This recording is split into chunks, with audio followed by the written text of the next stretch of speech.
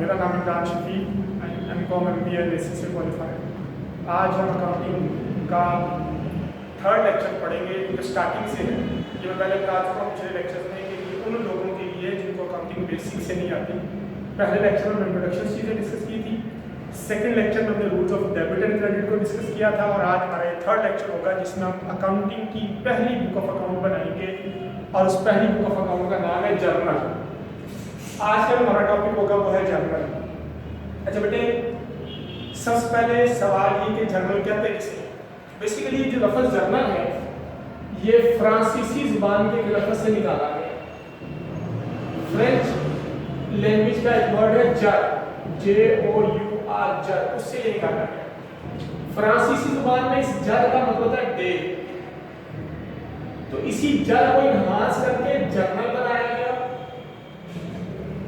और इस जर्नल को नाम दे दिया गया डेली। अब हुआ ये कि इस जर्नल का मतलब होगा डेली यानी रोजाना। इसी वजह से इस जर्नल को, अकाउंटिंग की इस बुक को, जर्नल को डे बुक भी कहा जाता है, जिसे आप उर्दू में कहते हैं रोजनामचा। बेसिकली उसको इंग्लिश में कहा जाता है डे बुक। जर्नल को डे बुक भी कहा जाता है। आइकॉन में चूंकि एमसीक्यूज भी आते हैं तो एमसीक्यूज में क्वेश्चन पूछा जा सकता है कि जर्नल कौन सी जुबान के कौन से लफ्ज से निकाला गया। Journal is derived from the word, नीचे वो ऑप्शंस दे सकता है। इसके बाद what is the mean of journal, journal का मतलब क्या है, नीचे ऑप्शंस दे सकता है। ठीक है जी, तो ये एमसीक्यूज वहां पूछा जा सकता है, इसमें मैंने आपको कैटेगोरिकली बताया। अच्छा बेटे, एक एमसीक्यूज और भी आया, मैं बाद में आपको एक्सप्लेन करूंगा। ये जर्नल का फॉर्मेट है जो आपके सामने ड्रॉ है। इसके मैंने 5 कॉलम बनाए हैं और इसके 5 कॉलम होते हैं। ये एमसीक्यूज एक पेपर में आया हुआ है, number of columns in journal. Icon के पेपर में एमसीक्यूज आया हुआ है इंटर पेपर में कि number of columns in the journal. तो बेसिकली बेटे, वैसे तो जर्नल में 6 कॉलम भी होते हैं, 7 भी हो सकते हैं, लेकिन इसके 5 कैटेगराइज्ड, 5 जो कैटेगराइज्ड कॉलम है वो 5 है। Number 1 date, number 2 detail, number 3 L/F। इसका मतलब है लेजर फॉर यू। इसका मकसद बेसिकली प्रैक्टिकली लाइफ में होता है, लेकिन हम इसको नॉमिनली लिखते हैं, जिसे हम बाज़ लोग इसे रेफरेंस नंबर भी लिखते हैं, लेकिन एक्चुअली लेजर फॉर यू है।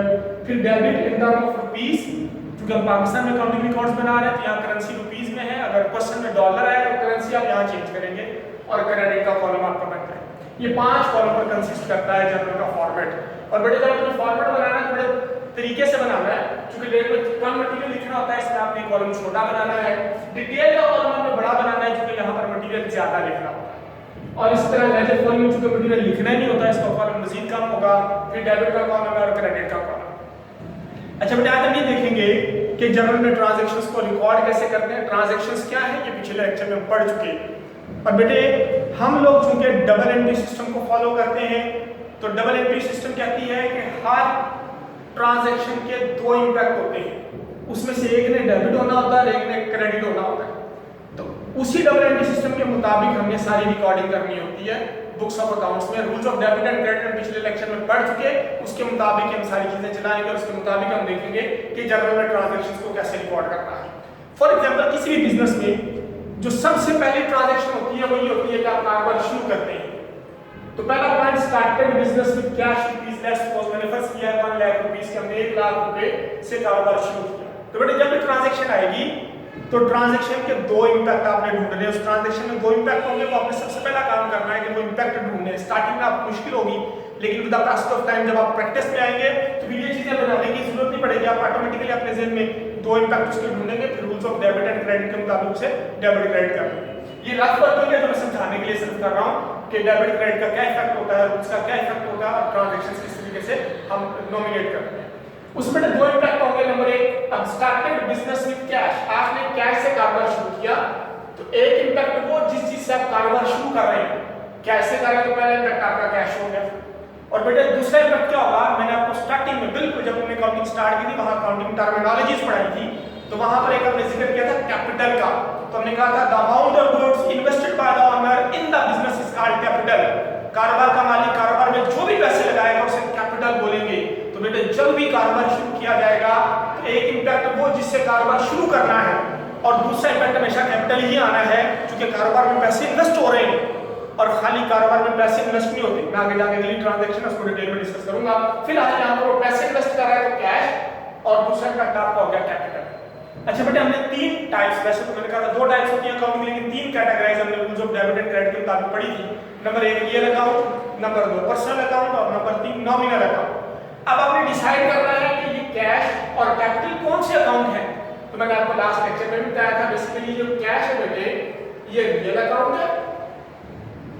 अब रियल अकाउंट का रूल क्या कहता है, मैंने आपको बताया था लास्ट लेक्चर में कि रियल अकाउंट का रूल ये कहता है कि जो चीज, मैं दोबारा लिख देता हूं ताकि आपको रिमाइंड हो जाए, याद आ जाए चीजें। रियल अकाउंट में 2 ही काम होंगे, जहां तो कोई चीज हमारे पास आएगी, तो मैंने कहा था जो चीज हमारे पास आएगी वो डेबिट होगी, और या फिर कोई चीज हमारे पास से जाएगी, तो मैंने बोला था बेटे जो चीज हमारे पास से जाएगी वो क्रेडिट होगी।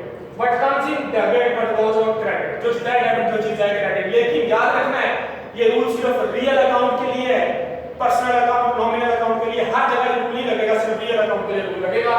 तो अब आप ये डिसाइड करें कि ये कैश जो कि रियल अकाउंट है, इस पर रूल लगना है जो चीज आए वो डेबिट, जो चीज जाए वो क्रेडिट। डिसाइड करें कि कैश हमारे पास आ रहा है या जा रहा है। अब हमारे पास से मुराद है बिजनेस। जब भी हम कहते हैं ना हमारे पास, तो उसका मतलब है बिजनेस, क्योंकि हम अकाउंटिंग रिकॉर्ड्स किसके बना रहे हैं, बिजनेस के। तो हमारा कंसर्निंग पॉइंट है बिजनेस, कि बिजनेस में ही पैसे आ रहे हैं कि जा रहे हैं। तो ऑब्वियसली बात है जब ओनर ने कारोबार में पैसे इन्वेस्ट किए तो ओनर के पास से जा रहे हैं, हमारा ताल्लुक ओनर के साथ नहीं, हमारा ताल्लुक बिजनेस के साथ है। एक कॉन्सेप्ट है अकाउंटिंग में, सेपरेट एंटिटी कॉन्सेप्ट, वो कहता है the owner and the business are 2 separate entities. ये दोनों सेपरेट एंटिटीज हैं। एज एन अकाउंटेंट हमारा कंसर्न बिजनेस है, बिजनेस का मालिक नहीं।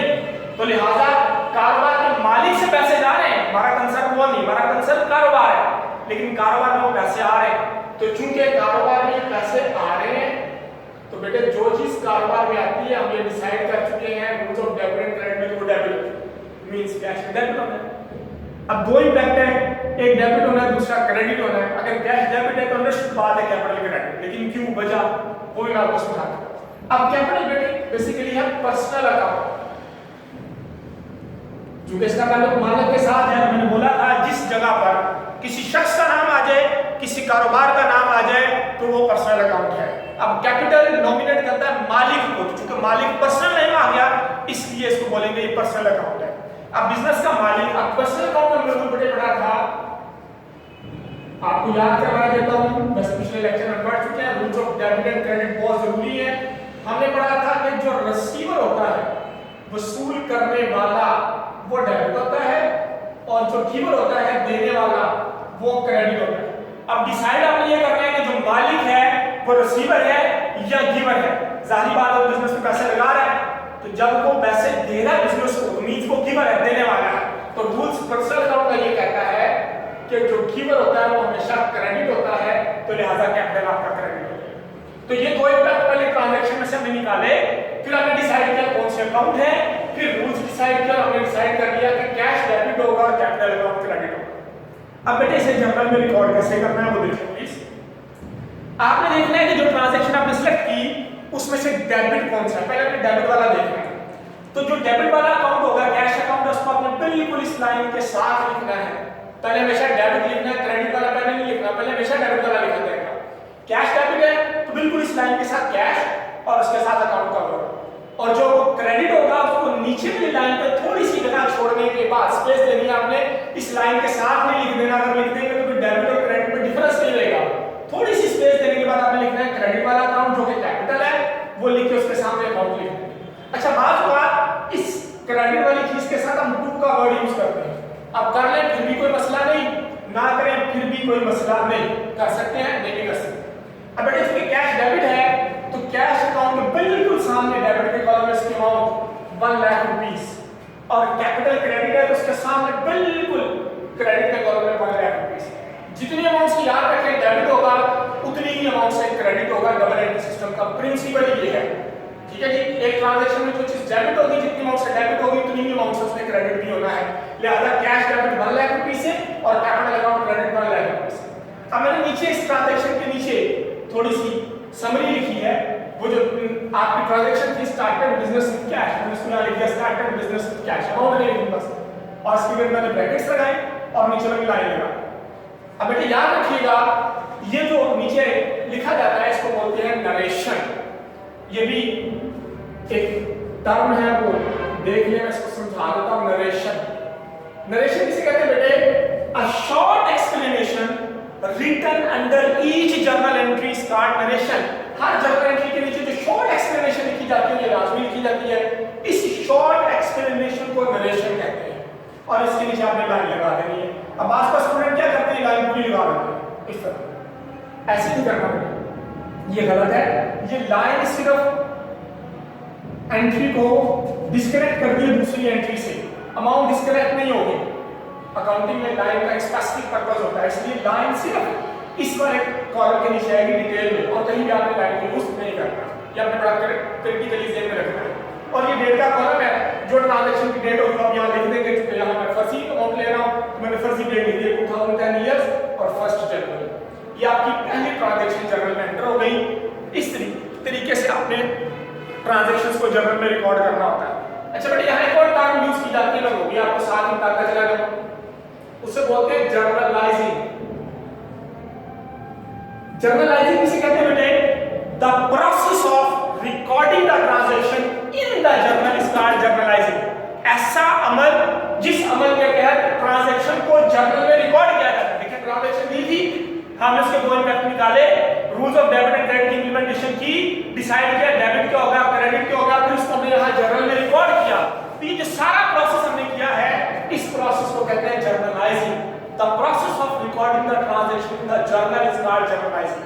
तो ये कंसेप्ट है जो मैं आपको उसके साथ ही सिखा। अच्छा बेटा, एंट्री दो तरह की होती है, एक सिंपल एंट्री होती है और एक कंपाउंड एंट्री होती है। ये मैं एंट्री पास कर रहा हूं, फिर उसके बाद आपको डिटेल में समझा दूंगा कि what is the difference between simple entry and compound entry, simple journal entry and compound journal entry. अगली ट्रांजैक्शन बेटा मैंने ली है, ये क्या कहता है? Started business with cash ₹1 lakh, building ₹4 lakh and stock ₹50,000। तीन चीजों से कारोबार शुरू कर रहा है। पहले सिर्फ कैश से कर रहा था, हमने कैश इम्पैक्ट लिया।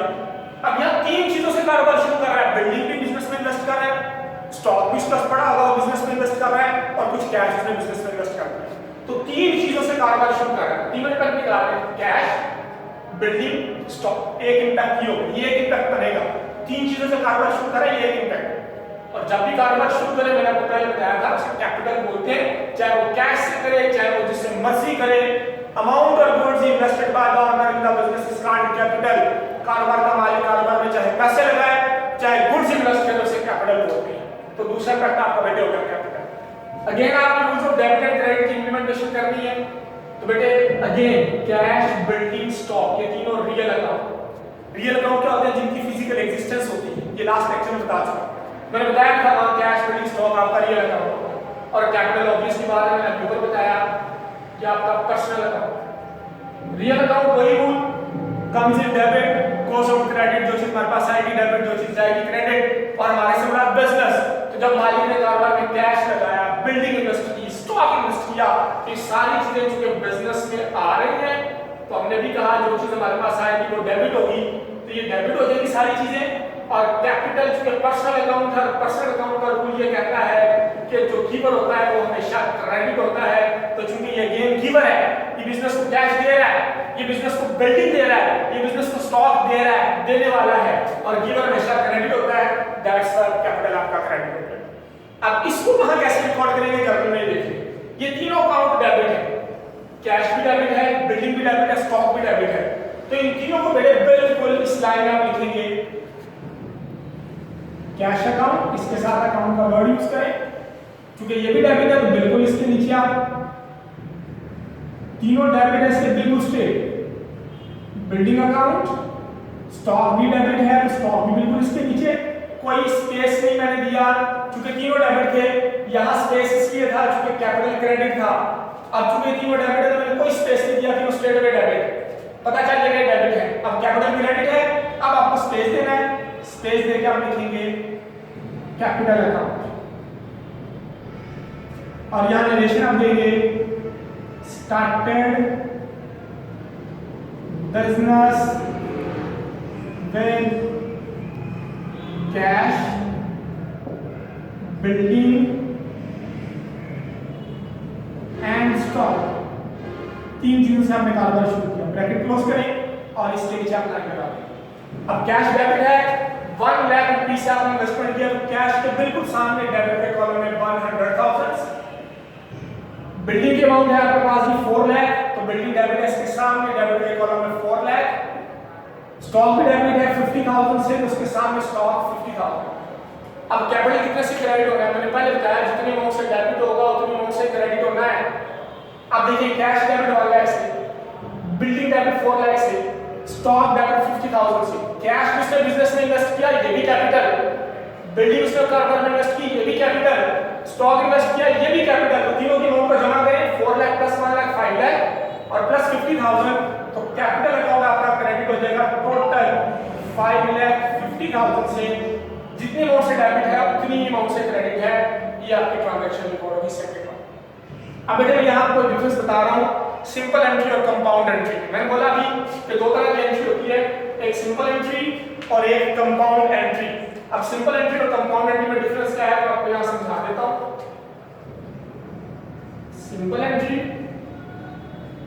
और कंपाउंड एंट्री। देखिए बेटे सिंपल एंट्री क्या होती है? ऐसी जर्नल एंट्री जिसमें सिर्फ एक डेबिट हो और एक ही क्रेडिट हो, एक से ज्यादा डेबिट ना हो ना ही एक से ज्यादा क्रेडिट हो, सब बोलते हैं सिंपल जर्नल एंट्री। जैसे यहाँ था एक ही डेबिट है कैश और एक ही क्रेडिट है कैपिटल, ये सिंपल एंट्री। और ऐसी जर्नल एंट्री जिसमें एक से ज्यादा डेबिट हो या एक से ज्यादा क्रेडिट हो जाए, एक से ज्यादा डेबिट या एक से ज्यादा क्रेडिट, उसे कहते हैं कंपाउंड एंट्री। देखें यहाँ 3 अकाउंट डेबिट है और एक क्रेडिट एक अकाउंट है, तो इसे बोलेंगे कंपाउंड एंट्री। अच्छा इसे आप अलग-अलग भी पास कर सकते हैं सिंपल एंट्री की तरह। यानी पहले कैश डेबिट करें 1 लाख से, कैपिटल क्रेडिट कर लें 1 लाख से, फिर बिल्डिंग डेबिट करें 4 लाख से, कैपिटल क्रेडिट कर लें 4 लाख से, फिर स्टॉक डेबिट करें 50,000 से, कैपिटल क्रेडिट कर लें 50,000 से। अलग-अलग भी कर सकते हैं, सिंपल एंट्री हो जाएगी, लेकिन कोशिश करें कंपाउंड एंट्री है, एक एंट्री है तो उसको इकट्ठा ही पास करें। ये दो ट्रांजैक्शन का रिकॉर्ड। आज के लेक्चर की हमारी आखिरी ट्रांजैक्शन, तीसरी ट्रांजैक्शन। अब तीसरी ट्रांजैक्शन क्या है बेटे? Bought furniture for cash rupees 10,000। क्या आपने 10,000 रुपए का फर्नीचर खरीदा बिजनेस के लिए, ऑब्वियसली 10,000 रुपए का आपने फर्नीचर खरीदा। अब यहां से दो इम्पैक्ट क्या होंगे? एक तो आपने फर्नीचर खरीदा, किसमें खरीदा? कैश में, दूसरा कैश इम्पैक्ट। अब यहां पर फर्नीचर एक अकाउंट होगा और कैश दूसरा अकाउंट होगा, दोनों अकाउंट मैंने सेपरेट कर दिए, फर्नीचर भी और कैश। अब बेटे फर्नीचर भी रियल अकाउंट है और कैश भी रियल अकाउंट है, ये दोनों ही रियल अकाउंट है। अब इन दोनों पर रियल अकाउंट का रूल लगेगा, रूल वही रियल अकाउंट का, comes in debit goes out credit. अब देखिए मैंने बिजनेस के लिए फर्नीचर खरीदा, तो बिजनेस में फर्नीचर आ रहा है कि जा रहा है? इसलिए आ रहा है क्योंकि मैंने खरीदा है। मैं बाजार से जाऊंगा फर्नीचर की दुकान से, मैं फर्नीचर दे दो, तो फर्नीचर लेके मैं कारोबार के अंदर ले आऊंगा, तो मींस कारोबार में फर्नीचर आ रहा है। तो अगर बिजनेस में फर्नीचर आएगा तो ये कम्स इन है। तो अभी हमने कहा जो चीज बिजनेस में आएगी वो डेबिट नहीं हो जाएगा, डेबिट। और जाहिर बात है मैं दुकानदार को कैश पे करूंगा कि भाई तुम मुझे फर्नीचर दिया, ये लो कैश ले लो, तो कैश बिजनेस में से जाएगा और जो चीज कारोबार में से जाएगा वो क्रेडिट होती है, तो कैश अकाउंट आपका क्रेडिट हो जाएगा। इस ट्रांजैक्शन को जब वहां पर रिकॉर्ड करेंगे तो डेबिट है फर्नीचर, तो पहले आप लिखेंगे कि फर्नीचर अकाउंट, और नीचे लाइन में थोड़ी सी स्पेस छोड़ने के बाद कैश क्रेडिट है तो कैश अकाउंट क्रेडिट। और नरेशन अगेन बॉट, तो बॉट फर्नीचर फॉर कैश की आपकी नरेशन होगी। इसको लाइन लगा के क्लोज करें। फर्नीचर डेबिट है, इसके सामने डेबिट के कॉलम में 10,000 रुपीस और कैश क्रेडिट है उसके सामने क्रेडिट के कॉलम में 10,000। ये आज का कलेक्शन है जर्नल के ऊपर। अभी कंसेप्चुअल लेक्चर चलेंगे, मैंने सिर्फ 3 ट्रांजैक्शन को डिस्कस किया है बिजनेस में जितनी भी क्वेश्चन में ट्रांजैक्शन। अस्सलाम वालेकुम, मेरा नाम इमरान शफीक है। आज हम अकाउंटिंग की जो बेसिक्स हमने स्टार्ट की हुई है उसका जर्नल का नेक्स्ट लेक्चर आज हम इंशाल्लाह पढ़ेंगे। पिछले लेक्चर में हमने सिर्फ 3 ट्रांजैक्शंस को डिस्कस किया था, जिनके साथ बेसिक इंट्रोडक्शन था, इसलिए हम सिर्फ 3 ट्रांजैक्शन को डिस्कस कर सके। आज इंशाल्लाह हम जितनी भी ट्रांजैक्शन को डिस्कस करेंगे वो देख लीजिएगा। पहली ट्रांजैक्शन जो चौथी ट्रांजैक्शन वाली कहलाएगी आज हम डिस्कस करेंगे वो bought stationery for cash rupees 1,000। क्या हमने 1,000 रुपए की स्टेशनरी परचेज की बिजनेस के लिए। तो बेटे इसमें भी इसी तरह 2 इम्पैक्ट पहले ढूंढेंगे, एक इम्पैक्ट आपका स्टेशनरी है और दूसरा इम्पैक्ट आपका कैश। तो बेटे स्टेशनरी एक इम्पैक्ट हो गया और दूसरा इम्पैक्ट बेटे आपका हो गया कैश। बेटे स्टेशनरी भी रियल अकाउंट है और कैश भी रियल अकाउंट है, दोनों रियल अकाउंट है। क्योंकि स्टेशनरी की भी फिजिकल एग्जिस्टेंस होती है और कैश की भी होती है, तो दोनों पर वही रूल, रियल अकाउंट का जो चीज हमारे पास आए वो डेबिट और जो चीज हमारे पास से जाए वो क्रेडिट। तो चूंकि हम स्टेशनरी खरीद रहे हैं, बॉट मीन खरीदना, तो चूंकि हम स्टेशनरी परचेज करेंगे तो स्टेशनरी हमारे पास आएगी, लिहाजा स्टेशनरी डेबिट हो जाएगी।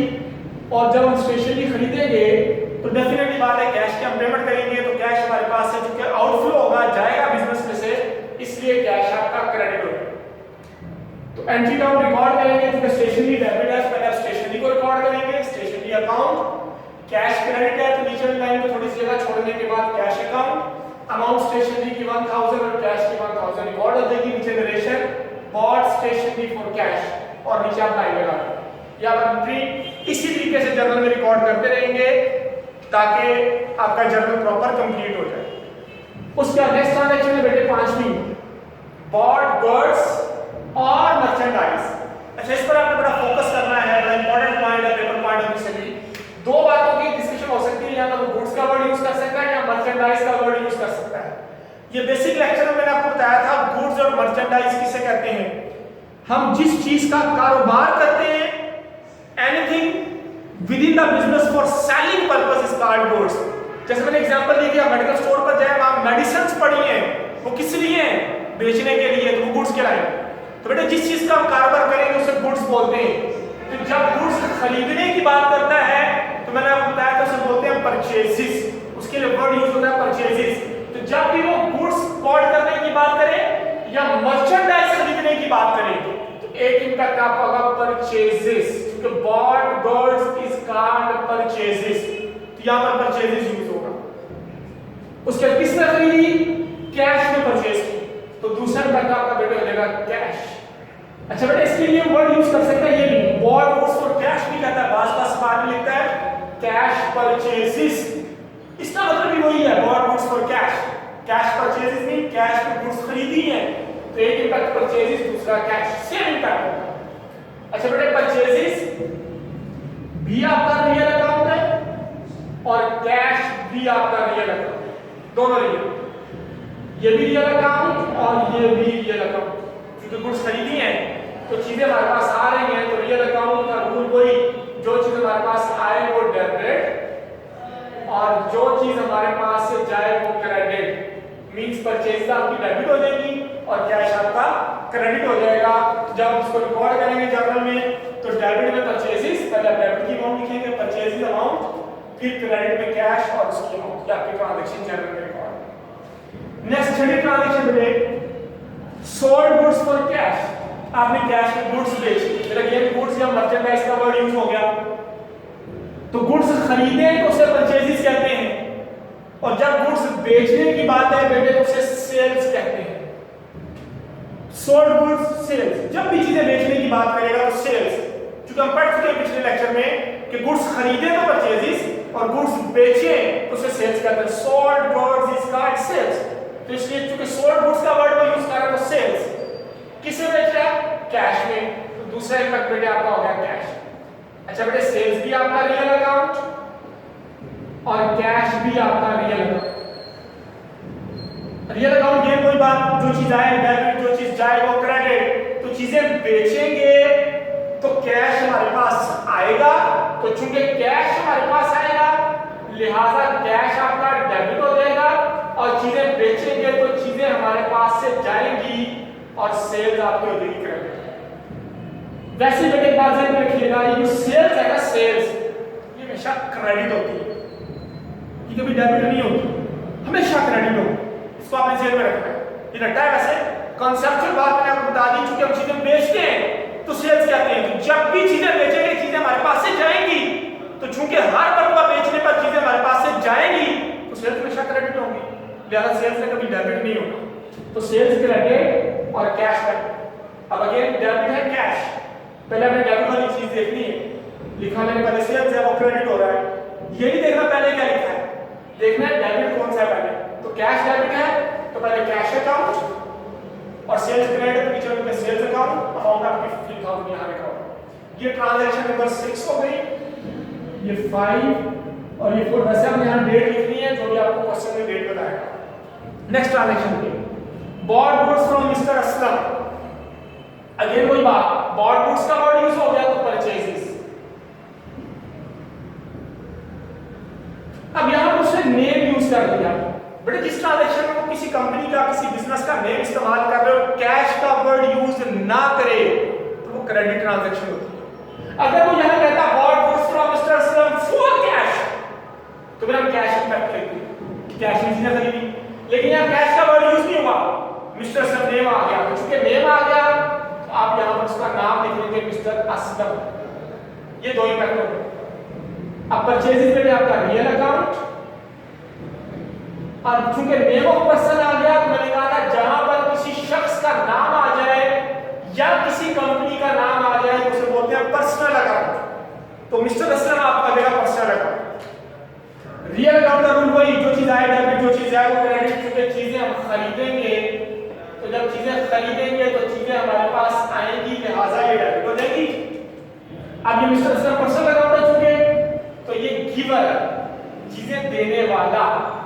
तो पर्सनल अकाउंट का रूल कहता है जो देने वाला होता है वो जो रिसीवर होता है वो डेबिट होता है और जो गिवर होता है वो क्रेडिट होता है। मींस देने वाला क्रेडिट होता है तो गिवर हमेशा क्रेडिट होता है, लिहाजा आपका जो मिस्टर असलम है वो क्रेडिट हो जाएगा। तो ट्रांजैक्शन आप रिकॉर्ड करेंगे परचेजेस अकाउंट डेबिट 15,000 से और फिर अगेन थोड़ी जगह छोड़ने के बाद मिस्टर असलम अकाउंट क्रेडिट 15,000 से। Narration bought goods from mister Aslam कि आपने मिस्टर असलम से चीजें खरीदी। ये ट्रांजैक्शन नंबर आपकी होगी जी 7। उसके बाद transaction number 8 sold goods to mister A. आपने चीजें बेचनी है तो सोल्ड गुड्स का वर्ड आ गया, लिहाजा सेल्स बोलेंगे उसे। किसको बेचनी है? मिस्टर ए को। तो दूसरा पैकेट आपका आ जाएगा मिस्टर ए। अगेन मैं वर्ड यूज करूंगा, अगर वो कहता sold goods to mister A for cash तो फिर मिस्टर ए का कैश आता। लेकिन क्योंकि उसने मिस्टर ए का नाम यूज किया, कैश का वर्ड यूज नहीं किया, लिहाजा नेम ऑफ पर्सन आएगा यहां पर। तो बेटे अगेन सेल्स आपका रियल अकाउंट, मिस्टर ए आपका पर्सनल अकाउंट। रियल अकाउंट कहता है जो चीज आए वो डेबिट, जो चीज जाए वो क्रेडिट। तो बेटे बात भी वही, चीजें बेचेंगे तो चीजें हमारे पास से जाएंगी और चूंकि चीजें जाएंगी तो लिहाजा ये क्रेडिट होगा। किसको बेची चीजें आपने? मिस्टर ए को। Personal account, receiver debit, giver credit. तो चीजें मैंने मिस्टर ए को बेची, मिस्टर ए अगर रिसीवर बन गया, वसूल करने वाला है, तो जो वसूल करने वाला होता है वो हमेशा डेबिट होता है, लिहाजा मिस्टर ए डेबिट होगा। और सेल्स क्रेडिट तो आप ट्रांजैक्शन नंबर 8 की एंट्री पास करेंगे, मिस्टर ए अकाउंट डेबिट और सेल्स अकाउंट क्रेडिट। उसके बाद transaction number 9 goods returned by mister A. मैंने मिस्टर ए को चीजें बेची थी 20 उधार पर बेची, नेम आ गया, मींस उधार पर बेची है। अब वो चीजें हमें वापस कर रहा है, हो सकता है खराब चली गई हो या उसके ब्याज के मुताबिक ना हो तो उसने मुझे 500 की चीजें वापस कर दी। चीजें बेचे तो सेल्स, और बेची हुई चीजें वापस आ जाए तो उसे बोलते हैं सेल्स रिटर्न या रिटर्न इनवर्ड कहते हैं। तो गुड्स रिटर्न में बाय का वर्ड जब यूज करेगा तो मीन सेल्स रिटर्न या रिटर्न इनवर्ड। तो सेल्स रिटर्न हो गई। दूसरा कौन वापस कर रहा है आपको? Mister A. तो दूसरा इम्पैक्ट आपका हो गया मिस्टर ए। बेटे ये सेल्स रिटर्न रियल अकाउंट है और मिस्टर ए आपका पर्सनल अकाउंट। अब बेटे जो चीजें हमने बेची थी वो वापस आ गई। रियल अकाउंट कहता है जो चीज आए डेबिट, जो चीज आए वो क्रेडिट। तो जो बेची हुई चीजें वापस आएंगी तो चूंकि चीजें हमारे पास वापस आ रही हैं तो लिहाजा सेल्स रिटर्न आपकी हो जाएगी डेबिट। वैसे भी याद रखिएगा सेल्स हमेशा क्रेडिट होती है लेकिन सेल्स रिटर्न हमेशा डेबिट होती है, क्योंकि हमेशा वापस आएंगी। रियल अकाउंट जब हमेशा वापस आएंगी जो चीज आए वो डेबिट होगी। और कौन वापस कर रहा है? Mister A. ये गिवन है, अब मुझे वापस देना है चीजें, लिहाजा ये क्रेडिट होगा। तो सेल्स रिटर्न आपकी डेबिट हो जाएगी ट्रांजैक्शन नंबर 9 और मिस्टर ए क्रेडिट 500। उसमें बेटे गुड्स रिटर्न 2, मैंने कहा गुड्स रिटर्न बाय का वर्ड यूज करें तो सेल्स रिटर्न, और गुड्स रिटर्न में 2 का मतलब होता है परचेजेस रिटर्न। जो हमने चीजें खरीदी थी वो हम वापस कर रहे हैं। एक इम्पैक्ट हो गया परचेजेस रिटर्न, किसको वापस कर रहे हैं? कि मिस्टर असलम को। तो दूसरा इम्पैक्ट बेटे होगा मिस्टर असलम। परचेजेस रिटर्न आपका रियल अकाउंट है और mister Aslam personal account. Real account कहता है जो चीज आए डेबिट, जो चीज आए वो क्रेडिट। तो बेटे जब चीजें वापस दूंगा, मैं खरीदी हुई चीजें वापस दूंगा तो चीजें चूंकि हमारे पास से जाए वो क्रेडिट, परचेजेस क्रेडिट। किसको वापस कर रहा हूं? Mister Aslam, personal account, receiver debit, giver credit. अब ये रिसीवर है, वसूल करने वाला है, तो चूंकि ये रिसीवर है तो रिसीवर हमेशा डेबिट होता है, लिहाजा इसे डेबिट करते हैं। अब एंट्री पास करेंगे बेटे, मिस्टर असलम अकाउंट डेबिट और परचेज रिटर्न अकाउंट क्रेडिट, उसके नीचे आप एंट्री पास कर लेंगे, क्योंकि स्पेस नहीं थी इसका आप एंट्री खुद पास कर लेंगे। बड़ी इंपॉर्टेंट ट्रांजैक्शन है आखिरी दो, एक 11 और एक 12, मोस्ट इंपॉर्टेंट ट्रांजैक्शन है, तो बच्चा से समझ लीजिएगा। ये बार बच्चे कंफ्यूज होते हैं और इसी ट्रांजैक्शन को ज्यादातर गलत करते हैं। Received cash rupees 19,000 from Mr. A in full settlement of his account. ये देखिए बेटे ऊपर, मैंने मिस्टर ए को चीजें बेची थी उधार पर, क्योंकि नेम आ गया। कितने की बेची थी? 20,000। मींस मैंने उसे 20,000 रुपीस, 20,000 का कैश लेना था। कितना लेना था जी? 20,000 रुपीस की उधार बेची। आगे जाकर उसने मुझे 500 की चीजें वापस कर दी।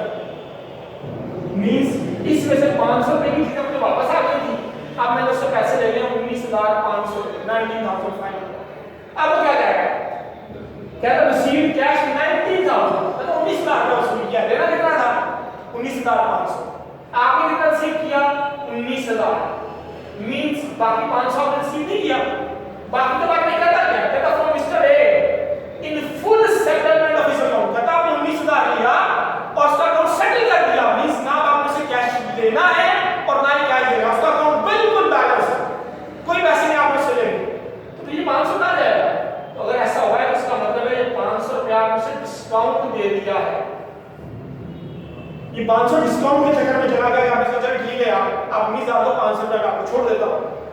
इसे बोलते हैं कैश डिस्काउंट। क्रेडिट ट्रांजैक्शन होता है, लास्ट लेक्चर में पढ़ चुके हैं, इंट्रोडक्टरी लेक्चर से।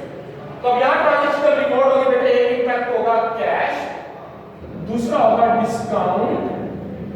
अब चूंकि कैश मैंने रिसीव किया तो मैं डिस्काउंट दूंगा, इसे बोलते हैं डिस्काउंट अलाउड। और एक इम्पैक्ट होगा मिस्टर ए।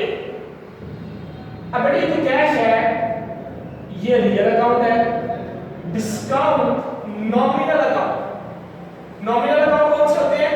जिनकी फिजिकल एग्जिस्टेंस नहीं होती, वो नॉमिनल अकाउंट होते हैं। तो डिस्काउंट की फिजिकल एग्जिस्टेंस नहीं होती, इसलिए नॉमिनल अकाउंट है। और मिस्टर ए या आपका पर्सनल अकाउंट। अब बेटे रियल अकाउंट कहता है जो चीज आए डेबिट, जो चीज जाए वो क्रेडिट। तो आपने कैश रिसीव किया है, तो चूंकि कैश रिसीव किया है तो कैश हमारे पास आ रहा है, लिहाजा कैश अकाउंट डेबिट हो जाएगा। और बेटे ये डेबिट होगा 19,000 रुपए से, 19,000 की अमाउंट से डेबिट होगा, क्योंकि आपने 19,000 रिसीव किया। डिस्काउंट अलाउड आपका एक्सपेंस हो जाएगा। देखिए ना, हमने डिस्काउंट दिया है, अलाउ किया है। मैंने 19,500 लेना था, मिला 19,500 रुपया मुझे कम मिला, मेरे खर्चे हो गए, मेरा एक्सपेंस हो गया। तो एक्सपेंस हमेशा डेबिट होते हैं, लिहाजा डिस्काउंट भी डेबिट होगा 500 रुपीस के साथ। किससे वसूल किया? Mister A, personal account, giver है, पैसे देने वाला है, और गिवर हमेशा क्रेडिट होता है। इसे आप क्रेडिट कर देंगे 19,500 रुपए से। चूंकि आपने अकाउंट सेटल करना है तो जितनी अमाउंट बैलेंस बचेगी उतनी अमाउंट आप उसे क्रेडिट करना है। तो ये आपकी ट्रांजैक्शन रिकॉर्ड होगी। इसको बड़ी तवज्जो से आपने समझ लेना है कि इसमें तीन अकाउंट, तीनों डिफरेंट अकाउंट यूज हुए, रियल अकाउंट भी, नॉमिनल अकाउंट भी, पर्सनल अकाउंट भी। अच्छा, तो यहां मैं एक और आपको हिंट बताता चला जाऊं, कैसी ट्रांजैक्शन में याद रखिएगा, अगर कैश डेबिट होगा तो डिस्काउंट भी डेबिट होगा, अगर कैश क्रेडिट होगा तो डिस्काउंट भी क्रेडिट होगा। ये बात आपने ध्यान में रखनी। तो आपने ट्रांजैक्शन को यहां रिकॉर्ड करना है जनरल में, जैसे ट्रांजैक्शन रिकॉर्ड है, कंपाउंड एंट्री होगी, दो चीजें डेबिट कैश और डिस्काउंट अलाउड, और मिस्टर ए आपका क्रेडिट। आखिरी ट्रांजैक्शन बेटे आज के लिए, paid cash to mister Aslam rupees 14,500 and discount receive. अब आपने मिस्टर असलम को कैश पे किया और उससे आपने डिस्काउंट रिसीव कर लिया। इसकी ट्रांजैक्शन हम यहां डिस्कस कर लेते हैं, क्योंकि वहां स्पेस कम है, तो यहां डिस्कस कर लेते हैं। Paid cash to mister Aslam, एक इम्पैक्ट बेटे आपका होगा मिस्टर असलम, दूसरा इम्पैक्ट वही कैश, और डिस्काउंट रिसीव का उसने तज़किरा किया है, तो एक इम्पैक्ट आपका हो जाएगा डिस्काउंट रिसीव। अच्छा बेटे पेड कैश, तो कैश तो आपका रियल अकाउंट है, दूसरा डिस्काउंट रिसीव, अगेन डिस्काउंट का जिक्र आ गया तो ये नॉमिनल अकाउंट, और मिस्टर असलम नेम है तो जहां पर भी नेम ऑफ पर्सन आ जाएगा वो पर्सनल अकाउंट। जहां भी किसी शख्स का नाम आ जाए, किसी बिजनेस का नाम आ जाए, स्ट्रेट अवे पर्सनल अकाउंट।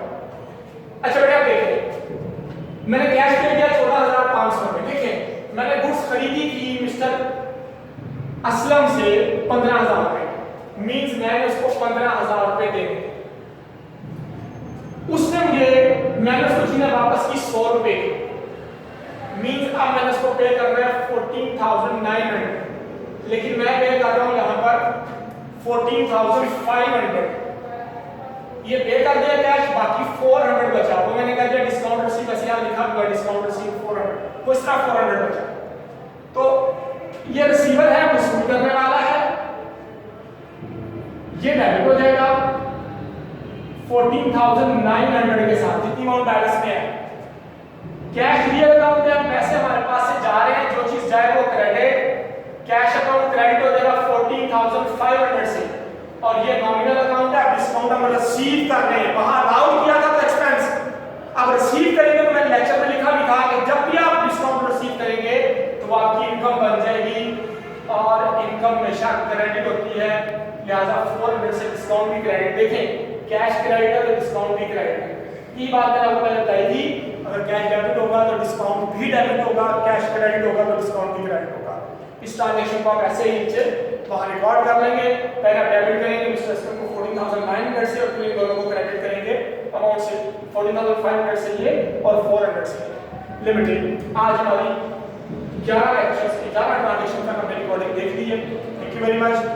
मजीद इंफॉर्मेशन के लिए मजीद वीडियोस लाजमी देखते रहिएगा, इससे आगे आपका पूरा सीक्वेंस है अकाउंटिंग का, एंड तक इंशाल्लाह चलेंगे स्टार्टिंग लेक्चर से। इसके लिए मजीद चैनल को सब्सक्राइब भी करें और इसको मजीद फॉरवर्ड भी करें। Thank you very much. अल्लाह हाफिज़।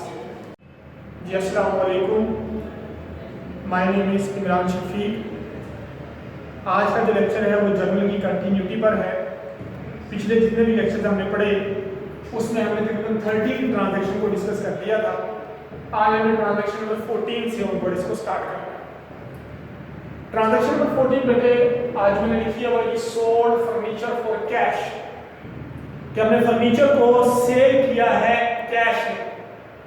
तो हर ट्रांजैक्शन की तरह इसके भी आप दो इम्पैक्ट निकालेंगे, तो एक इम्पैक्ट आपका फर्नीचर और दूसरा कैश, फर्नीचर और कैश। बेटे फर्नीचर भी रियल अकाउंट और कैश भी रियल अकाउंट, और रियल अकाउंट का रूल वही, जो चीज आए वो डेबिट और जो चीज जाए वो credit, but comes in debit but goes out credit. तो जब हम फर्नीचर बेचेंगे तो डेफिनेटली बात है फर्नीचर हमारे पास से जाएगा, तो चूंकि फर्नीचर हमारे पास से जा रहा है तो जो चीज जाए वो क्रेडिट, फर्नीचर क्रेडिट होगा, और उसके बदले में जाहिर बात है कैश हमारे पास आएगा, तो जो चीज आए वो rules of debit and credit की रोशनी में डेबिट होती है, इसलिए फर्नीचर आपका क्रेडिट और कैश आपका डेबिट। और इस ट्रांजैक्शन को जर्नल में हम रिकॉर्ड करेंगे, तो चूंकि कैश डेबिट है पहले कैश, फर्नीचर क्रेडिट है फिर फर्नीचर, और उनकी अमाउंट 5,000 रुपीस, और नीचे narration sold furniture for cash. अच्छा बेटा transaction number 15 this are complicated transaction है। Bought goods for cash rupees 15,000 and on credit rupees 10,000, means आपने दो मतलब चीजें खरीदी, एक कैश में खरीदी 15,000 की और एक क्रेडिट में खरीदी 10,000 की, मींस टोटल चीजें आपने परचेज की 25,000 की, 25,000 की टोटल खरीदी। उसमें से 15,000 रुपए की कैश में थी और 10,000 रुपए की उधार में आपने खरीदी। तो जब भी गुड्स खरीदते हैं उसके लिए वर्ड यूज करते हैं परचेजेस का, कैश में खरीदी है दूसरा इम्पैक्ट कैश, और जब आप चीजें उधार में खरीदें और उस शख्स का नाम ना दिया हो जिससे उधार पर चीजें आपने खरीदी है, उस कंपनी का नाम ना दिया हो, उस बिजनेस का नाम ना दिया हो, तो फिर हम वर्ड यूज करते हैं क्रेडिटर्स। तो इसलिए मैंने यहां वर्ड यूज किया तीसरे इम्पैक्ट में क्रेडिटर्स। तारीख में भी पढ़ा था हमने, वो तमाम लोग जिनसे हम उधार पर चीजें खरीदते हैं उन्हें क्रेडिटर्स कहते हैं, तो ये क्रेडिटर्स का वर्ड यूज होगा। ये पर्सनल अकाउंट है, कैश भी रियल अकाउंट, परचेजेस भी रियल अकाउंट। अब चूंकि चीजें हमने खरीदी हैं तो गुड्स हमारे पास आ रही है, तो जो चीज आए वो डेबिट, तो परचेजेस डेबिट हो जाएगी।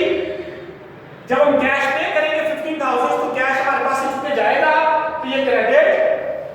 और पर्सनल अकाउंट का रूल ये कहता है कि जो रिसीवर होता है वसूल करने वाला वो डेबिट, और जो गिवर होता है देने वाला वो क्रेडिट, तो ये क्रेडिटर्स हैं। इससे हमने चीजें खरीदी है, ये गिवर है, हमें चीजें देने वाला है, लिहाजा ये क्रेडिट हो जाएगा। और जब ट्रांजैक्शन को रिकॉर्ड करेंगे बेटे अब कैश के क्रेडिटर स्पेस छोड़ने के बाद कैश अकाउंट अमाउंट की 15,000 और क्रेडिटर्स की क्रेडिट होंगे 10,000 से, 25,000 से क्रेडिट और 25,000 से डेबिट। जितने अमाउंट से क्रेडिट होगा उतनी ही अमाउंट से डेबिट होना जरूरी है। ये ट्रांजैक्शन आपकी थोड़ी सी कॉम्प्लिकेटेड है, ऐसी ट्रांजैक्शन अक्सर का आ जाती है, इसलिए मैंने इसको साथ कंसीडर किया। Transaction number 16 paid salaries rupees 10,000। आपने क्या पे किया? सैलरीज। तो बेटे एक इंपैक्ट हो गया सैलरीज। अब सैलरीज या तो कैश में पे होती है या चेक के जरिए पे होती है। तो मैंने दूसरा इंपैक्ट लिया है कैश अकाउंट, जो कि नॉर्मली लिया जाता है, लेकिन अगर इसके साथ लिखा हो पेड सैलरीज बाय चेक तो फिर आप बैंक का वर्ड यूज करेंगे यहां पर। लेकिन फिलहाल समझाने के लिए मैं कैश का वर्ड यूज कर रहा हूं। एक इंपैक्ट सैलरीज और दूसरा कैश। अब बेटे सैलरीज नॉमिनल अकाउंट है और कैश रियल अकाउंट। अब बात क्या होता है, बच्चे क्या करते हैं, क्या तो पेड सैलरीज, अच्छा सैलरीज पेड की है तो सैलरीज जा रही है, सैलरीज क्रेडिट कर दो। क्योंकि जो चीज आए डेबिट, जो चीज जाए क्रेडिट। तो अगेन मैं वही कहूंगा, वो जो आने जाने वाला रूल है वो रियल अकाउंट के लिए है, नॉमिनल अकाउंट के लिए नहीं। सैलरी नॉमिनल अकाउंट है। जब आप सैलरी पे करते हैं तो या आप कैश पे करते हैं या पैसे बैंक में से विड्रॉ होते हैं, तो जा रहा है कैश, सैलरी नहीं जा रही, इसलिए salary nominal account, cash real account. जब सैलरीज पे करेंगे तो कैश हमारे पास से जाएगा, तो जो कि कैश जाएगा कैश क्रेडिट और सैलरीज एक्सपेंस है, जो मैं पे करूंगा मेरे खर्चे बन जाएंगे सैलरीज, तो खर्चे हमेशा डेबिट होते ज्यादा सैलरीज डेबिट, तो एंट्री होगी सैलरीज अकाउंट डेबिट और कैश अकाउंट क्रेडिट। इसी तरीके से पेड रेंट रुपीस 10,000, अगेन वही मैंने कैश का वर्ड यूज किया है, लिखा था पेड रेंट बाय चेक तो बैंक का वर्ड यूज होता। तो रेंट आपका नॉमिनल अकाउंट, पेड कर रहे हैं रेंट, जा रहा है कैश, तो कैश के रियल अकाउंट है, कैश हमारे पास से जा रहा है तो क्रेडिट हो जाएगा, और इन टर्म ऑफ रेंट जा रहा है, अकाउंट ऑफ रेंट जा रहा है कैश, ये नॉमिनल अकाउंट है, खर्चे होंगे हमारे तो ये डेबिट होगा। अच्छा यहां मैंने आपको rules of debit and credit की चीज समझाई थी। नॉमिनल अकाउंट्स में rent, salaries, wages, interest, commission, discount, insurance premium, ये नॉर्मली नॉमिनल अकाउंट में चीजें आती हैं। जब इनके साथ पेड का लफ्ज यूज हो तो ये खर्चे होते हैं, और खर्चे हमेशा डेबिट मींस इनके साथ पेड का लफ्ज आ जाए तो आपने डेबिट करना है। जैसे पेड सैलरीज तो सैलरीज डेबिट हो गई, पेड रेंट तो रेंट डेबिट हो गया, और अगर इनके साथ रिसीव्ड का वर्ड आ जाए तो याद रखें ये इनकम बन जाएगी, और इनकम हमेशा क्रेडिट होती है डेबिट में। क्लियर? ऐसे करेंगे रिसीव्ड कमीशन रुपीस 500, आपने 500 कमीशन सी, अब कमीशन के साथ कौन सा वर्ड है? रिसीव, बिल वसूल किए, तो एक इंपैक्ट हो गया कैश और दूसरा कमीशन। अब बेटे cash real account, commission nominal account. अब हमने कमीशन नहीं रिसीव की, हमने कैश रिसीव किया है, तो कैश की जब कमीशन रिसीव करने का मतलब हमने कमीशन के अकाउंट से कैश रिसीव किया है, तो कैश हमारे पास आ रहा है डेबिट, और कमीशन नॉमिनल अकाउंट है। अब जब रिसीव आ जाएगा तो ये इनकम बन जाएगी, और इनकम हमेशा क्रेडिट। जब हम कमीशन रिसीव करेंगे तो मेरी इनकम आमदनी बनेगी, तो आमदनी हमेशा क्रेडिट होती है। वैसे मैंने आपको बताया अगर रिसीव का वर्ड आ जाए तो क्रेडिट। ऐसे बेटे इंटरेस्ट रिसीव किया आपने तो एक इंपैक्ट हो गया इंटरेस्ट, दूसरा हो गया cash. Interest nominal account, receive का वर्ड आ रहा है तो क्रेडिट, इसके टर्म्स में कैश आप रिसीव करेंगे, कंज्यूमर। उसके बाद इंश्योरेंस प्रीमियम पेड रुपीस 50,000, आपने 15,000 रुपए का इंश्योरेंस प्रीमियम पे किया। इंश्योरेंस प्रीमियम का मतलब है कि आपने इंश्योरेंस करवाई थी और उसकी किस्त पे की है, जो हम साल बाद पे करते हैं, प्रीमियम इन किस्त। इंश्योरेंस प्रीमियम की किस्त पे किया तो आपने साल बाद पे करनी होती है, खर्चे होते हैं आपके। तो इंश्योरेंस प्रीमियम एक इंपैक्ट, अगर आपने कैश में पे किया तो कैश, अगर लिखा था insurance premium paid by cheque तो मैं बैंक का वर्ड यूज करूंगा। ये नॉमिनल अकाउंट है, डेबिट हो जाएगा, और उसके बदले में कैश हमारे पास से जा रहा है, गोस ऑफ द इसके वो क्रेडिट हो जाएगा। तो एंट्री होगी इंश्योरेंस प्रीमियम डेबिट और कैश अकाउंट क्रेडिट, ये आपकी एंट्री लास्ट में है, insurance premium to cash account. उसके बाद आखिरी एंट्री आज की इस transaction 21, amount rupees 5,000 withdrawn by owner for his personal use. अब बड़े बिजनेस का मालिक जब कारोबार में पैसे लगाता है उसे कैपिटल कहते हैं, और जब बिजनेस का मालिक अपने जाती इस्तेमाल के लिए पैसे विथड्रॉ करता है तो उसे ड्रॉइंग्स कहते हैं। अब बिजनेस के मालिक ने पर्सनल यूज के लिए बिजनेस में से पैसे निकलवाए तो उसके लिए वर्ड यूज होगा ड्रॉइंग्स, और क्या निकलवाए? अमाउंट, तो इसलिए कैश। एक इंपैक्ट होगा ड्रॉइंग, दूसरा कैश। ड्रॉइंग्स पर्सनल अकाउंट है, कैश रियल अकाउंट है। अब जब बिजनेस का मालिक कैश बिजनेस से विथड्रॉ करेगा तो बिजनेस में से कैश जा रहा है, मालिक के पास आ रहा है, हमने मालिक को नहीं देखना, हमारा कंसर्न बिजनेस है,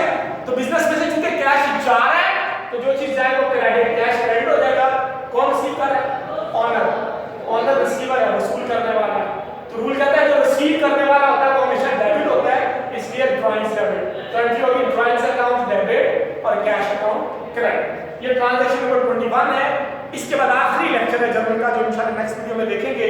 वीडियो को लाइक करें, चैनल को सब्सक्राइब करें और इसको शेयर करें। Thank you very much. अल्लाह हाफ़िज़। अऊज़ु बिल्लाहि मिनश शैतानिर रजीम। बिस्मिल्लाहिर्रहमानिर्रहीम। अस्सलामु अलैकुम व रहमतुल्लाहि व बरकातुहू। मेरा नाम इमरान शफीक। इससे पहले हम जर्नल को डिस्कस कर रहे थे। आज जर्नल का आखिरी लेक्चर हम डिस्कस करेंगे और जितनी भी ट्रांजैक्शन आपकी बुक्स में नॉर्मली होती है वो सारी हम डिस्कस कर चुके हैं और वहाँ से आप जर्नल प्रिपेयर कर सकते हैं आसानी से इस लेक्चर के बाद। चाहे वो आईकॉम का सिलेबस हो, चाहे वो बीकॉम का सिलेबस हो, जर्नल बनाने में आपको प्रॉब्लम नहीं होगी किसी भी किताब में इंशाअल्लाह। अच्छा बेटे, आज जो आखिरी ट्रांजैक्शन हम डिस्कस करेंगे वो 22 से लेकर 30 तक, यानी तकरीबन 9 ट्रांजैक्शन हैं। पहली ट्रांजैक्शन में यहाँ पर लिखिए goods withdrawn bye honour for personal use. जब बिजनेस का मालिक कारोबार से गुड्स विथड्रॉ करता है पर्सनल यूज के लिए। लास्ट ट्रांजैक्शन में कैश विथड्रॉ किया था, यहाँ पर वो गुड्स विथड्रॉ कर रहा है अपने जाती इस्तेमाल के लिए। मसलन परचून की दुकान का मालिक है, वहाँ से साबुन उठा के घर के इस्तेमाल के लिए ले जाता है। एक कपड़े की दुकान का मालिक है, वहाँ से कपड़ा लेके जाता है घर अपने बच्चों के लिए, अपनी मिसिस के लिए, किसी भी घर के फर्द के लिए। तो जाहिर बात है बिजनेस को पैसे पे तो नहीं करेगा। बिजनेस का मालिक अपने जाती इस्तेमाल के लिए पैसे गुड्स विथड्रॉ कर रहा है बिजनेस। तो बेटे इस सूरत में याद रखिएगा एक बात बड़ी कैटेगरिकली आपने याद रखनी है। हमने कहा जब गुड्स खरीदते हैं तो उसे परचेजेस कहते हैं, गुड्स बेचते हैं तो उसे सेल्स कहते हैं। याद रखिए जब गुड्स खरीदी जाती है तो चूंकि वो कॉस्ट प्राइस पर होती है इसलिए परचेजेस का वर्ड यूज होता है, और जब गुड्स बेची जाती है तो उसमें प्रॉफिट शामिल हो जाता है इसलिए वो सेल्स कहलाती है। तो जब गुड्स खरीद के बिजनेस से बगैर प्रॉफिट के चली जाए, आपको लगे कि चीजें बिजनेस में से जा रही हैं और उससे बिजनेस को प्रॉफिट नहीं मिलना, तो याद रखें परचेजेस का वर्ड यूज करेंगे। कौन सा वर्ड यूज करेंगे जी? परचेजेस। जब भी गुड्स बिजनेस से बगैर प्रॉफिट के जाएंगी तो परचेजेस का वर्ड यूज होगा। और यही वो सर्कमस्टांसेस होते हैं जिसमें परचेजेस क्रेडिट होती है, वरना हमेशा परचेजेस ने डेबिट होना है।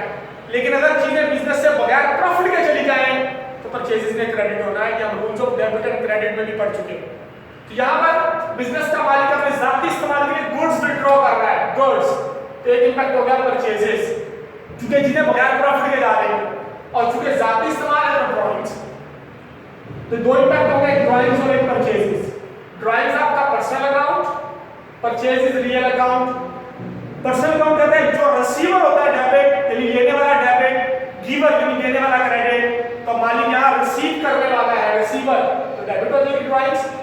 और चीजें बिजनेस में से जा रही हैं, चीजें जब भी जाएंगी क्रेडिट। यही बात मैंने आपसे कही है कि परचेजेस तब क्रेडिट होनी है जब बगैर प्रॉफिट के गुड्स बिजनेस में से डाली है। तो चूंकि चीजें जाएंगी बिजनेस में से तो रियल अकाउंट कहता है जो चीज जाए वो क्रेडिट होती है, लिहाजा परचेजेस क्रेडिट। तो एंट्री होगी drawings account to purchases account. Drawings debit 4000 रुपए से और परचेजेस क्रेडिट 4 लाख से। उसके बाद बेटे goods given as charity. Charity mean खैरात, कि जब कोई अब खैरात कर देते हैं, खैरात के तौर पर चीजें डिस्ट्रीब्यूट करते हैं। मतलब जैसे आपने देखा है बड़ी बड़ी कंपनीज होती हैं, वो अपनी गुड्स, जैसे फॉर एग्जांपल एक एग्जांपल देता हूँ, गवर्नमेंट है, मॉस हॉस्पिटल के बाहर अपना सामान डिस्ट्रीब्यूट करते हैं, चैरिटी करते हैं। तो बहुत सी कंपनीज ऐसे हैं जो अपनी चीजें चैरिटी के तौर पर, खैरात के तौर पर लोगों में तकसीम करती हैं। तो उस सूरत में क्या होगा, चैरिटी आपका एक इम्पैक्ट हो जाएगा। और अगेन गुड्स कारोबार से बगैर प्रॉफिट के जाएंगे। अब चैरिटी करने में प्रॉफिट तो नहीं मिलेगा, हाँ मिलेगा, लेकिन वो आखिरत में। लेकिन हम चूंकि दुनियावी बात कर रहे हैं, पैसों की बात कर रहे हैं, तो इन टर्म ऑफ मनी हमें यहाँ प्रॉफिट नहीं मिल रहा, तो लिहाजा परचेज अगेन यूज होगा। तो चैरिटी आपका नॉमिनल अकाउंट है, ये आपके खर्चे होंगे, लिहाजा डेबिट। और चीजें परचेजेस आपका रियल अकाउंट है, रियल अकाउंट कहता है जो चीज आए डेबिट, जो चीज जाए क्रेडिट।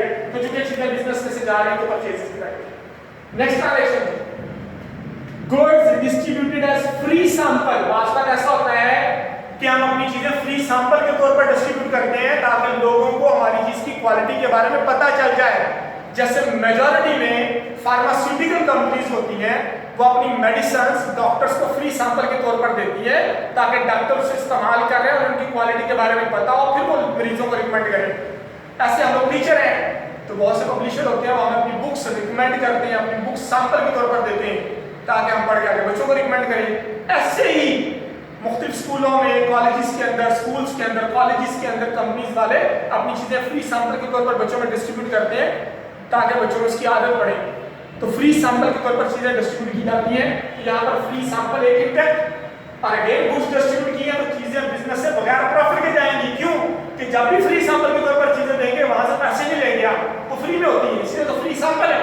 तो परचेजेस फ्री सैंपल आपका नॉमिनल अकाउंट, एक्सपेंस है, खर्चे हैं आपके डेबिट हो जाएगा और परचेजिंग चीजें बिजनेस में से जाएंगी credit. Goods lost by accident, lost by theft या गुड्स लॉस्ट बाय फायर, आग लगने से चीजें ज़ाया हो गई, चोरी हो गई चीजें, जब चीजें एक्सीडेंट हुआ, चीजें खराब हो गई, तो सूरत में क्या होगा? एक इम्पैक्ट देखिए आपका होगा लॉस बाय एक्सीडेंट, अगर एक्सीडेंट है, थेफ्ट है तो यहाँ थेफ्ट आ जाएगा और इसके अलावा फायर है तो यहाँ लॉस बाय फायर आ जाएगा। और चूंकि गुड्स आ रही है तो जाहिर बात है यहाँ भी प्रॉफिट नहीं होगा, तो अगेन परचेजेस का वर्ड यूज होगा। तो ये लॉस हमेशा डेबिट होते हैं, डेबिट नॉमिनल अकाउंट है, चीजें बिजनेस में से जाएंगी इसलिए क्रेडिट। अब यहाँ मैं आपको बात क्लियर कर दूं, rules of debit and credit मैंने बताया था, ये 4-5 सर्कमस्टांसेस होते हैं जिसमें परचेजेस क्रेडिट होती है।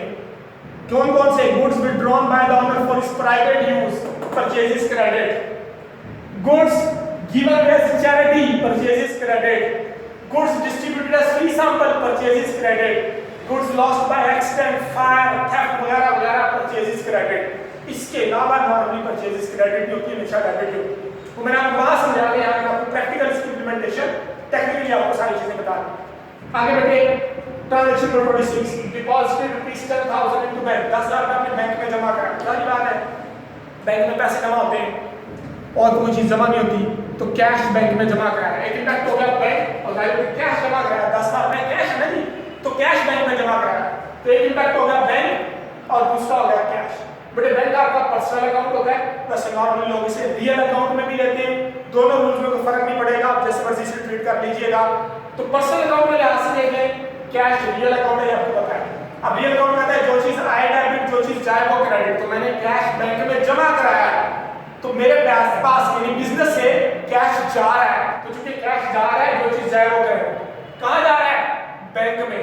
तो बैंक कौन है? रिसीवर, वसूल करने वाला। पर्सनल अकाउंट है ना, तो पर्सनल अकाउंट कहता है रिसीवर डेबिट, गिवर क्रेडिट। अब बैंक रिसीव करने वाला बन गया तो इसके बैंक डेबिट हो गया। अच्छा यहाँ पे बताता चला तो बिल्कुल वैसे ही जैसे डेटर्स आपके एसेट होते हैं, बैंक भी आपका एसेट होता है।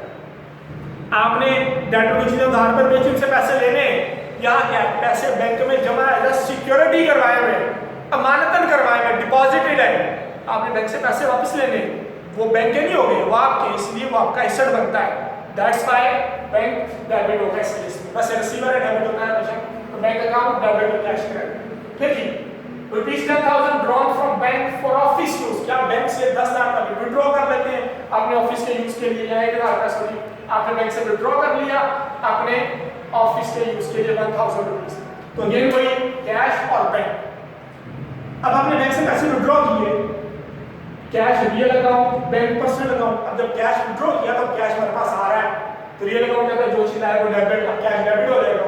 अब कहां से विड्रॉ किया? Bank, personal account. अब बैंक आपको 1,000 रुपए दे रहा है, तो बैंक गिवर हो जाएगा और रूल्स कहता है कि गिवर हमेशा क्रेडिट होता है, इसलिए क्रेडिट हो गया। तो एंट्री आपकी होगी यहाँ पर cash account to bank account, और यहाँ पर एंट्री थी bank account to cash account. ये एंट्री आपकी 26 bank account to cash account और ये cash account to bank account. अच्छा बेटा मैं यही पर एक बात समझा दूं कि ऐसी जर्नल एंट्री जिसमें कैश भी इन्वॉल्व हो जाए और बैंक भी इन्वॉल्व हो जाए, उस एंट्री को कॉन्ट्रा एंट्री कहते हैं। ये कॉन्ट्रा एंट्री का कांसेप्ट आगे हम इंशाल्लाह एक टॉपिक पढ़ेंगे, single column cash sorry double column cash या 3 कॉलम कैश, वहां मैं आपको ज्यादा क्लियर कराऊंगा। बारह ऐसी एंट्री जिसमें कैश और बैंक दोनों इन्वॉल्व हो जैसे कॉन्ट्रा एंट्री कहते हैं। तो ये दोनों बेसिकली कॉन्ट्रा एंट्री है। आगे बढ़े। Rupees 500 withdrawn from bank for personal use, क्या आपने बैंक से 500 रुपया विड्रॉ किया जाती इस्तेमाल के लिए, पर्सनल यूज। तो जहां पर पर्सनल यूज आ रहे हैं वो ड्राइंग्स, कहां से विड्रॉ किया? बैंक से, उस बैंक। ये भी पर्सनल अकाउंट, ये भी पर्सनल अकाउंट। अब मालिक पैसे रिसीव कर रहा है, वो रिसीवर है, डेबिट हो जाएगी ड्राइंग्स, और बैंक से बैंक पैसे दे रहा है, गिवर है बैंक, तो वो क्रेडिट हो जाएगा। उसका बेटे पेड बैंक चार्जेस रुपीस 500 के आपने 500 रुपये बैंक चार्जेस पे किए। अच्छा बेटे यहाँ पर बड़ी इंपॉर्टेंट बात आपको याद रखनी है, हम बैंक को नॉर्मली चार्जेस कैश में पे नहीं करते, बैंक अपने सर्विसेज के चार्जेस हमारे अकाउंट से काट लेता है, डिडक्ट कर लेता है, कैश में नहीं लेता हमसे। हमारे अकाउंट में जैसे हम पैसे जमा करेंगे, अगर पड़े हुए तो वो पहले काट लेगा, नहीं पड़े हुए तो आप जमा करेंगे बैंक से पैसे कट जाएंगे। तो इसलिए बैंक चार्जेस एक इम्पैक्ट होगा और दूसरा इम्पैक्ट आपका बैंक होगा, यहाँ कैश इम्पैक्ट यूज नहीं होगा, क्योंकि मैं पहले कह रहा हूँ कैश में पैसे बैंक को नहीं देते चार्जेस के तौर पर, वो आपके अकाउंट से काटता है। तो एक इम्पैक्ट बैंक चार्जेस, एक बैंक। तो बैंक चार्जेस नॉमिनल अकाउंट है, एक्सपेंस हमेशा डेबिट होते हैं, बैंक चार्जेस डेबिट हो जाएगा। अब बैंक पैसे रिसीव, बेसिकली बैंक खुद जो पैसे दे रहा है आपके चार्जेस के, तो ये बैंक अकाउंट आपका क्रेडिट हो जाएगा, bank charges to bank account आपकी एंट्री होगी। आखिरी एंट्री बेटे जर्नल की पेड रेंट बाय चेक, वैसे हम रेंट की एंट्री पहले कर चुके हैं, वो खाली पेड रेंट था, ये पेड रेंट बाय चेक है, पेड सैलरीज बाय चेक। मैंने कहा जहाँ चेक का वर्ड आ जाए वहाँ पर बैंक इम्पैक्ट यूज होगा, तो वहाँ एंट्री थी rent account to cash account, यहाँ rent account to bank account आपकी एंट्री हो जाएगी। तो ये आपकी ट्रांजेक्शंस हैं जो हमने यहाँ पर रिकॉर्ड की। 30 ट्रांजेक्शन आपकी कंप्लीट हो गई जर्नल की। ये कंप्लीट जर्नल है आपका, तकरीबन हर किस्म की ट्रांजेक्शन आप सॉल्व कर सकते हैं, उसमें कोई प्रॉब्लम नहीं है। Thank you very much. और अगले लेक्चर्स के लिए आगे हमने टॉपिक स्टार्ट करना है लेजर का, वो हम अगले लेक्चर में इंशाल्लाह स्टार्ट करेंगे। उसके लिए आप keep in touch with this videos, इस चैनल को सब्सक्राइब करें, आगे शेयर करें ताकि लोगों को पता चले। Thank you very much. अल्लाह हाफिज़, टेक केयर योरसेल्फ।